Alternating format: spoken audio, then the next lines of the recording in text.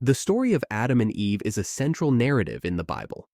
God created Adam, the first human, by forming him from the dust of the ground and breathing life into him. Then God created Eden, a paradise, filled with beautiful trees that were pleasing to the eye and good for food. In the center of the garden, he placed the tree of life and the tree of the knowledge of good and evil. God placed Adam in the Garden of Eden and gave him the responsibility to tend to the garden. God also commanded Adam that he is free to eat from any tree in the garden, but must not eat from the tree of the knowledge of good and evil, for when he eats from it, he will die. After placing Adam in the Garden of Eden, God saw that it was not good for man to be alone. He decided to provide Adam with a suitable helper. First, God formed all the animals and birds and brought them to Adam to see what he would name them. Adam gave names to all the livestock, the birds in the sky, and all the wild animals. But none of these creatures were a suitable companion for him. Seeing that Adam still needed a partner, God caused him to fall into a deep sleep.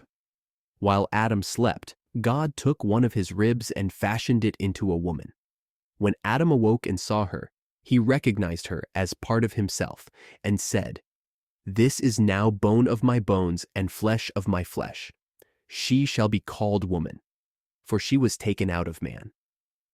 Eve became Adam's companion, created to share in his life and responsibilities in the Garden of Eden.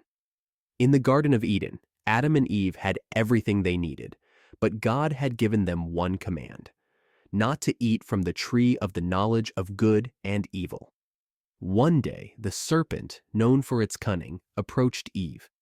It questioned God's command and convinced Eve that eating the fruit would open her eyes, making her like God, knowing good and evil. Eve, tempted by this idea, ate the fruit and gave some to Adam, who also ate. As soon as they ate the fruit, their eyes were opened, and they realized they were naked, feeling shame for the first time. When God confronted them, Adam pointed to Eve, and Eve blamed the serpent. As a result of their disobedience, God punished the serpent, Adam, and Eve. Adam and Eve were banished from the Garden of Eden to prevent them from eating from the tree of life and living forever in their sinful state. God placed cherubim and a flaming sword to guard the entrance to Eden, marking the end of their perfect life in paradise. Thank you for watching. If you found this video insightful, please like, share, and subscribe for more content on biblical stories and their meanings.